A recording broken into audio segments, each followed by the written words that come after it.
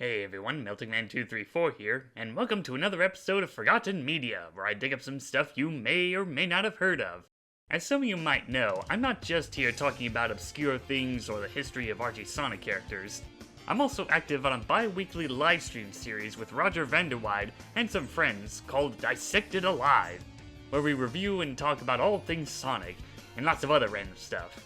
Recently, we finished marathoning the Sonic Underground TV show, and it was a lot of fun, especially since this was Roger's first time watching the show. I just really love how he teleports right in the middle of them. You see Sonic and Sonya just fly off in pain. He's like, boom! Like, oh! Yeah. And then with his derpy smile, oh, your parents are dead. I just noticed that Manic's waistcoat has just gone missing. Whoa, okay. Oh, continuity. Yeah. Oh, Come no. to daddy. No. He's just really dedicated to this thing because, like, he knows, like, oh, it might raise suspicion if they never have to burp the baby.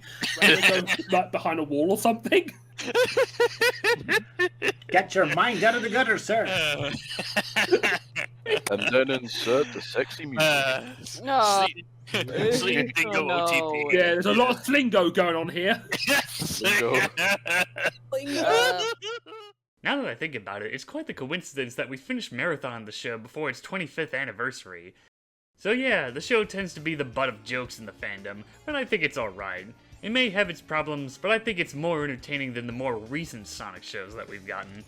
Besides, Manic is one of the greatest MVPs of all time. Seriously, go watch the show. This guy carries the entire team most of the time. Now, the one thing that really surprised me about the show is the lack of merchandising. I mean, sure, the show lasted for 40 episodes, but it had stuff like Sonic and his siblings jamming out on their musical instruments, driving around in that van together, Sonya having a motorcycle, Manic flying around on a hoverboard, and of course Sleet using a remote to make Dingo into anything. That kind of stuff just screams action figures and playsets. But they never did that for some reason. The only official Sonic Underground merchandise I could find are some stickers, a set of mini-puzzles that make up characters from the show, a crossover with the Archie Sonic universe, a cancelled epilogue for the show that was also by Archie Comics, and some plushies of Sonic and Knuckles that were sold at Denny's for a limited time. Now at first glance they don't look any different from any other classic Sonic themed plush, and while that's true for Knuckles, the Sonic one does have his little guitar pendant, so there is some value to it. Now, the one bit of Sonic Underground merch that we'll be focusing on today is the Sonic Underground Tiger Electronic game. Yeah, now when it comes to this stuff, Sonic is no stranger to having his games be brought over to Tiger's cheap LCD handhelds. You got the classic trilogy, you got spin-off titles like Spinball, 3D Blast, and Sonic R, and believe it or not, there was even a Sonic Adventure Tiger Electronic game. I also noticed that every Sonic TV show has also had a game of their own, or at least attempts were made. Like there's the cancelled Sonic Sat AM game that would have been a departure from the usual rolling around at the speed of sound gameplay. Adventures of Sonic the Hedgehog never really got one of its own, which is really surprising considering how wacky and bizarre the show was, so you'd think they'd have more than enough material to work off of. But okay, I guess there was Dr. Robotnik's Mean Bean Machine that features characters from the show, even though technically that game is just a reskin of Puyo Puyo, so Sonic X had a game for the Leapfrog Leapster. Yeah, learning about the joys of numbers in that educational game. Sonic Boom is self-explanatory, though it does have the honor of being the only one to have more than one game title. And as for Sonic Prime, well, there's Sonic Prime Dash. Yeah, that's a thing. I never really played this one, and after seeing some gameplay, I wrote it off as a lazy re-release of Sonic Dash, now locked behind a paywall subscription thingy from Netflix. But after doing some research, there are some differences, like it still maintains the tokens gimmick when you're trying to unlock certain characters, instead of that stupid card gimmick that we're stuck with for regular Sonic Dash. Anyway, enough rambling, it's time to focus on the Sonic Underground Tiger Electronic game. Here's a quick look at the package. It has some neat artwork of the Hedgehog trio, and a basic description on the back. I remember getting this years ago on Christmas when I was looking for this thing to cover on Forgotten Media, and it must have been wrapped in like 5 layers of bubble wrap from the original package from whoever was selling it on Amazon or eBay or whatever. It also comes with a manual, which tells you how to play the game and all that, and a story description with some odd details, like Robotnik being labeled as a sheriff instead of a dictator ruling over Mobius. and that he banished the Oracle Adelphius to the frozen wastes. Pretty sure that was never mentioned in the show, but I suppose that would explain why his home is in some kind of Arctic region. The Queen gave her children golden medallions. Yeah, gold medallions. At first I thought this was coming off of some early notes during the show's development, much like how Sleet and Dingo didn't have their final colors in that one Archie Sonic crossover. But no, this thing came out in the year 2000, several months after the show ended. So, I don't know, maybe the writer was just colorblind or something. And finally it mentions that the Oracle died when he first meets Sonic and tells him to play a song to be reunited with his brother and sister. Yeah, that never happened in the show. Then again, the Oracle tends to have a habit of trolling the hedgehogs in the show, so maybe he was just faking his own death.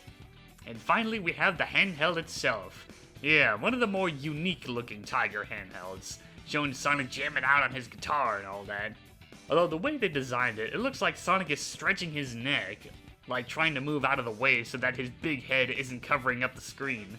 How fitting with how wacky the models in the show tend to look. As for the controls, you have this D-pad, which is alright. On Sonic's shoe, you have buttons for spin dashing and jumping/selecting, along with some very tiny buttons to reset the game, turn on/start the game, toggle the sound, turn off the game, and one to view the max score and pause. A Tiger Electronic game with a pause button? That's new. And finally we have this lever thing, which the manual calls it the flywheel lever. When using it, you'll see this little marble looking thing with Sonic's head spin around, though it doesn't quite work holding it upright. The effect only works if it's laid down on the ground. On the back you have the speaker for the sound and a place to put the batteries in, where unlike most Tiger games that require AA's, this one requires AAA's. Most likely done for screen size because, yeah, this thing is much smaller than your usual Tiger game, as if Tiger Electronic games weren't already annoying enough to try and record gameplay footage. And as far as I know, there doesn't exist any emulators for this thing, so I'll try my best to show off the gameplay for this video. Yeah, you start off by hearing Robotnik's generic stock laugh. Surprisingly, the sound effects are okay, not having to deal with a series of bleeps and bloops for this one. So the main game here is that you have Sonic run into the rides, all while fighting off SWAT bots and Dingo, as well as collecting music notes to earn points. There's also additional power-ups like grabbing Sonic's guitar that acts like a screen nuke by killing any enemy on screen, or Manic's hoverboard that lets you speed by and be invincible for a time. Then you also got the flywheel gimmick, where you have to keep flicking it to build up super speed and super spin dash, where Sonic bounces all over the place. Though it can be annoying that if you're running to the right and super spin dash, he ends up running the opposite direction, and you have to get him back to running to the right. Another oddity is that despite there being a jump button, you can still push up on the D-pad, which does the same thing. Once you reach a certain point, then the level ends with Sonic jamming it out with his siblings. Oh yeah!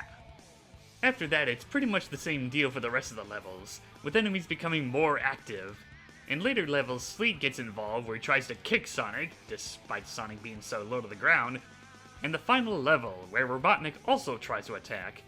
One more thing to mention is that you'll see either Sonya or Manic as you run by. At first I thought they were just there for the background, but nope, you can actually summon these guys to help you out by pushing down on the D-pad. Though they're more useful in later levels with enemies showing up more. Most of the time they're not that helpful. What's even more strange is that Sonya shoots in two directions, while Manic does a spin dash, but only in one direction. Come on, Manic, you're supposed to be the MVP. You know, the same guy that took down a freaking tornado made out of pure chaos energy. Anyway, after 6 levels, you finally reach the final boss, where Queen Alina is held captive and you have to defeat Robotnik. This is the part you'll most likely lose to without the manual, as it specifically states that you can only hit Robotnik in the final boss stage with a super spin dash. Which is weird because earlier he had no issue being defeated by a regular spin dash. Anyway, all you gotta do is spam that flywheel, hit him 3 times, and you win the game. But what do you know, there actually was an ending to the show where the Sonic and the gang are reunited with their mother. It's just tucked away in a very obscure Tiger Electronic game. Now it only makes me wonder on which scenario is worse, this, or when Sega decided to go all Kingdom Hearts in handling the story for Sonic Superstars. And that concludes the Sonic Underground Tiger Electronic game. Compared to the other Tiger games I've played, this one is just okay. Sound is a nice improvement, D-pad is a bit odd, but not as bad as the Nightmare Before Christmas one, and the flywheel is an interesting mechanic. But other than that, it's your typical bland Tiger game, so you're better off just watching the show instead. The handheld tends to be on the pricey side of things most of the time, especially if you're trying to find one that comes with the package and the manual. So this is more for the hardcore Sonic collectors or hardcore Tiger Electronic collectors. And to plug this in again, me and some friends have covered the entire Sonic Underground series on our live stream, Dissected Alive, where we talk about the episodes, rank all the songs, and ramble on about why Big Mouth Fred is the best Sonic Underground character ever. So yeah, head on over to Roger Vanderwide's channel for Dissected Alive to watch and listen to hours of laughs and nerd talk. Well, that takes care of this episode of Forgotten Media, so this is Melting Man 234 signing out.